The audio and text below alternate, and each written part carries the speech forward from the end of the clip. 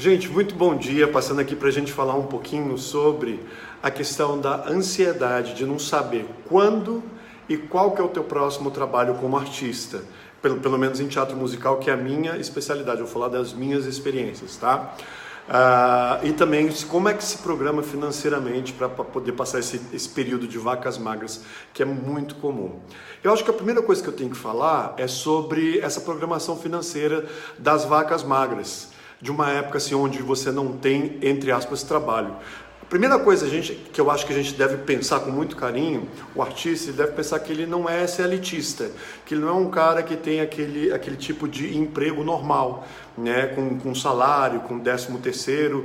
Eu penso mais no ator como um freelancer, né, como um empreendedor, do que como um assalariado, uma pessoa assalariada. Então, é legal a gente desconstruir essa ideia de salário, porque salário em arte não existe. Existe uma compensação financeira pelo teu trabalho, que a gente acaba chamando de salário, por exemplo, quando tá em cartaz, num espetáculo de longa duração. Esse cara aqui, ó, Fantasma da Ópera, me deu emprego, entre aspas, por 2 anos. Eu tive um salário por 2 anos. Eu tive férias remuneradas por 2 anos. Esse cara aqui também, da Bela e a Fera, ele também me deu...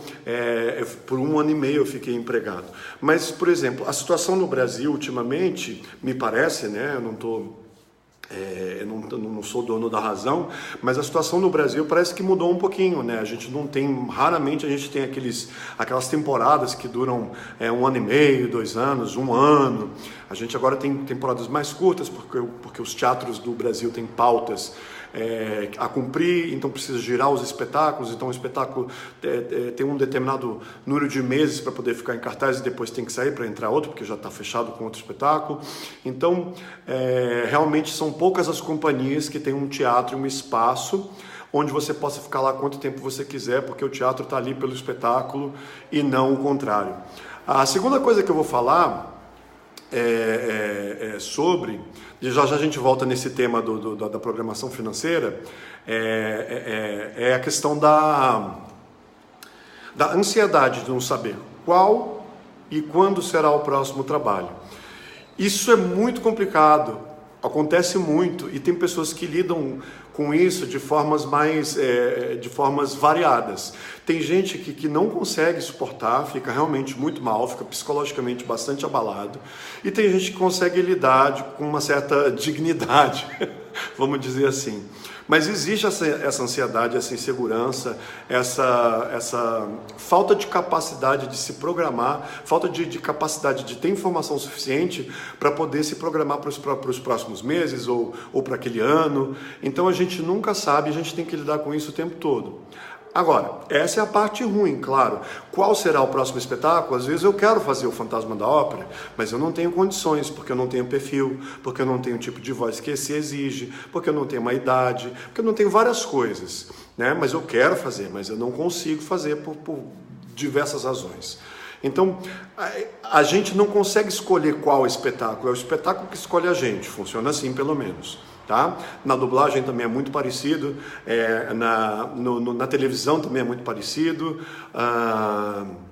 Então eu acho que a melhor forma da gente remediar isso é a gente estar constantemente produzindo, estar constantemente indo atrás de possibilidades, constantemente buscando soluções para que a gente não dependa única e exclusivamente de um trabalho, né? E para isso eu acho fundamental trabalhos voluntários, parcerias, você ir lá se apresentar com um determinado grupo, você continuar estudando, isso é muito importante, porque, cara, o que tem de gente, de criança, assim, que são os ETs, eles são assim, eles dançam, cantam e sapateiam e não sei o que, e fazem umas coisas sensacionais e mirabolantes, e a gente vai ficando quando vai ficando mais velho, nosso corpo vai ficando mais duro, a gente vai ficando com menos forma física. Então acho muito importante você estudando. E o que é o estudo no canto? É o fazer. Aprender a teoria daquela nova técnica, daquela nova coreografia, daquela nova forma de interpretação, atuação, e desenvolver aquilo na prática, e pesquisar, buscar no seu corpo, buscar. fazer uma vez por semana que seja, sabe? Dedicar um tempinho ali com um grupo de teatro, com um grupo de estudos de teatro, com aulas de canto, com coral, com o que quer que seja. Então eu acho isso muito, muito, muito, muito importante, você estar sempre bem atualizado, né? Mas eu acho também importante, como eu estava falando agora há pouco, a gente buscar alternativas. Busque alternativas, porque as alternativas te dão, fazem você sair daquele mundo que é simplesmente só fazer dublagem, só fazer teatro musical, só fazer televisão. E estou falando televisão, não é novela, estou falando teste de televisão. Opa, barulhinho. Teste de televisão para publicidade, que é uma coisa que é um emprego que você vai lá, passa uma diária gravando e acabou. Então, fazer tudo, ampliar os seus horizontes, ampliar as suas possibilidades, isso serve para outras pessoas e para outras profissões também. Tenho certeza que algumas outras profissões que não a de artista estão se identificando. Então, busque novas possibilidades, busque novas ideias, para não ficar ali dependente daquela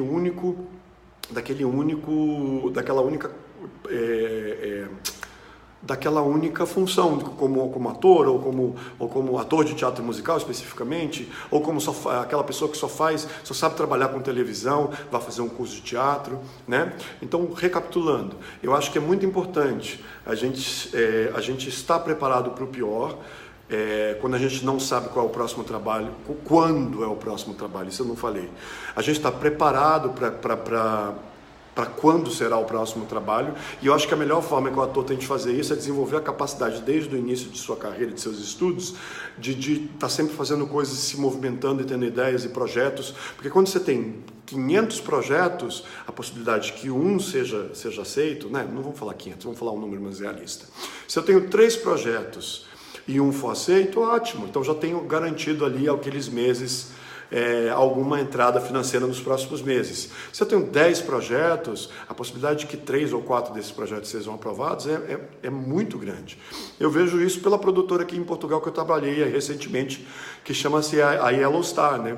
A Yellow Star é uma produtora que está vendendo o nosso espetáculo, chama Best of Broadway, mas também tem outros espetáculos para vender, como o Boing Boing, como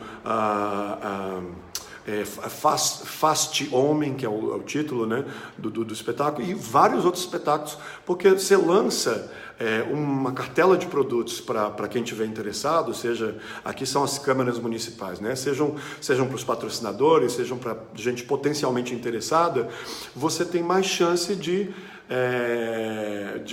ter sucesso, de obter sucesso em algum daqueles produtos. Eu, por exemplo, como eu já desenvolvia essa mentalidade desde muito cedo, desde muito tempo atrás, eu já sempre fui safo com isso. Sempre quando eu não estava em cartaz, as pessoas sabem, eu fico muitas vezes, principalmente recentemente, né, eu fico mais tempo não estando em cartaz por diversas questões, por escolhas minhas, de querer de já começar a dizer não para alguns papéis que eu acho que não são tão relevantes para a minha carreira, para ficar um pouquinho mais com a família, então tem que ser alguma coisa que realmente vale a pena, por causa da idade também, eu já estou ficando um pouquinho mais velho, então aquele número de papéis para pessoas da minha idade começa já são mais específicos, não são tão abundantes. Eu não tenho muita vontade de fazer, por exemplo, coro em alguns espetáculos, porque é uma coisa que não me interessa. Então você vai diminuindo as possibilidades, né? Você vai ficando mais seletivo com o tempo. Eu perdi o fio da meada, mas eu vou retomar porque eu não quero ter cortes. Então, basicamente, eu sempre tive essa mentalidade. Então, as minhas épocas de vacas magras, eu dou aula. Então, não tem vacas magras, porque eu estou sempre trabalhando. Eu dou aula, eu estou criando produtos online para poder gerar alguma coisa que venha a ser rentável no futuro. Eu não estou fazendo esse vídeo para ganhar dinheiro em cima dele. Eu gosto muito de educação e de informação. Então, mas se ao gerar esse produto, isso gerar algum retorno financeiro, melhor ainda, por que não? Né? Não faz mal nenhum ganhar dinheiro. Então, eu acho que é isso. Não saber qual e quando será o seu próximo trabalho não é problema desde que você esteja preparado. Você tem que saber lidar com a ansiedade mesmo, porque tem coisas que você quer que você não vai ter, e tem momentos que você está um pouquinho apertado, mas vai melhorar ainda no futuro se você tiver essa mentalidade, tá bom? Então espero que tenha sido bacana esse vídeo e se vocês derem muitas visualizações aí para mim, eu vou criar mais conteúdos, não por vaidade, mas é porque isso exige tempo e aí eu preciso de algum retorno, tá bom? Beijos, até breve, 10 minutos certinho.